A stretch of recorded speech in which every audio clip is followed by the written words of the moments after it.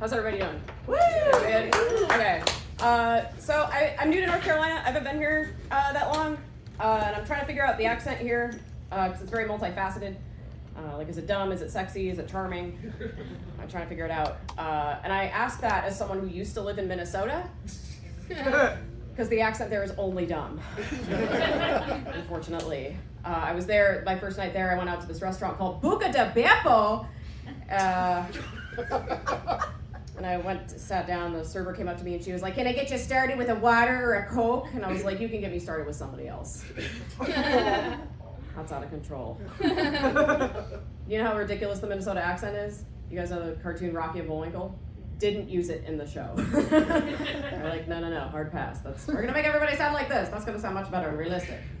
So that's what they did. Yeah, trying to adjust to life here trying to assimilate. So the first thing I did when I moved here, I got a truck and a gun. I'm not joking. It's interesting being a female gun owner because it's very empowering, right? Like, I think it's the closest thing I'm gonna come to having a dick. And I've pegged a dude, so I don't know. Like, that's just a guess. We good with pegging? No? All right. There's no peg? Sure. Don't peg that dude. I may be okay with it. I don't know. Peg me, don't. I don't know. Yeah, so I've been here for a while. Anybody else doing fantasy football this year? Yeah, okay. I'm doing fantasy. I'm in my 14th year of fantasy football this year, and nothing makes me happier than getting to yell at a group of men every Sunday for 4 months in a row. It's extremely satisfying to just be like, "You fucked up today," to 16 different people. It's amazing. I'm 5-2 right now. I'm doing okay. Yeah, I lived in the Czech Republic for a while. That was awkward, and I was trying to explain the concept of fantasy football to them, but they took it very literally. You know, they were like, "So there is fantasy," and I'm like, "Kind of."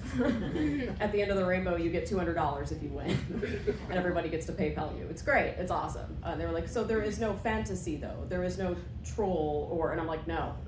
Unless you count Gronk, you know, like that's just, there's no troll.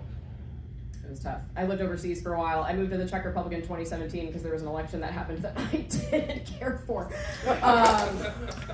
You know all your friends that are like, "I'm going to move to Canada," and they don't? I was the person that moved. So now you could say that you know somebody that actually did that. My parents were very concerned about me moving overseas, and before I left, my dad made me watch the movie Taken. So if you're unfamiliar with the movie Taken, I'll give you a little recap. Liam Neeson's idiot daughter and her bestie go to Paris, and before they even leave the airport, they give their address to a total stranger, you know, and like 10 minutes later they got hella taken, you know, like they got so taken there were sequels made. Like, that's how taken they were. There were 2 sequels after the fact. Yeah, so I realized though, watching that movie, like if I was under the bed with the cell phone and I was being kidnapped and I was like, "Oh my God, Dad, please help me, like, you gotta help me, I'm being kidnapped." The only thing my dad would say is, "Okay, let me get your mom. I'll be..."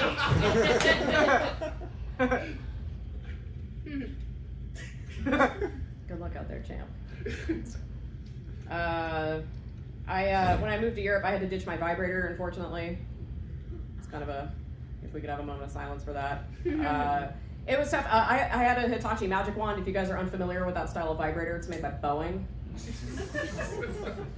It's loud, is what I'm trying to get at, okay? And you're putting your head in your hands like, yeah, I've definitely woken people up by buzzing it out in my home. Oh no, yeah, like it's loud. Like I used to have to make like a reinforced blanket fort over me to make sure I didn't blow out anybody else's hearing in my home. It's very loud. You can harmonize with it. That's how loud it is. If I was like me and the vibrator was like me and a car honked outside, it would sound like Crosby, Stills and Nash. It's just a lot, is all, you know. It was a big improvement though. I used to masturbate with the Rumble Pack to the N64.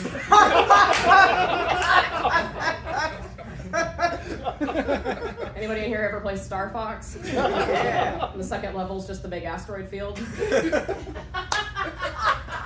Yeah. All you gotta do is press start. It does everything else. Yeah. I miss the Hitachi Magic Wand though. I had the old school one that plugged into the wall. You know, so you could come, but you could only come to like here. And just a borehole to China. How much time am I doing?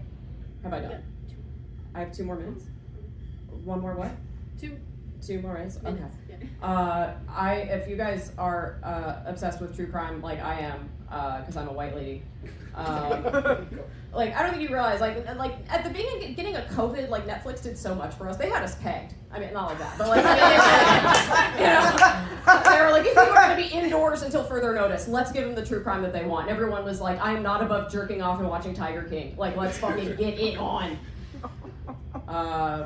I'll share a theory I've had with you guys. There was a documentary on the Zodiac killer that came out yesterday on Netflix. It's good because I stayed up and watched that the day it came out, and I was late to work this morning as a result.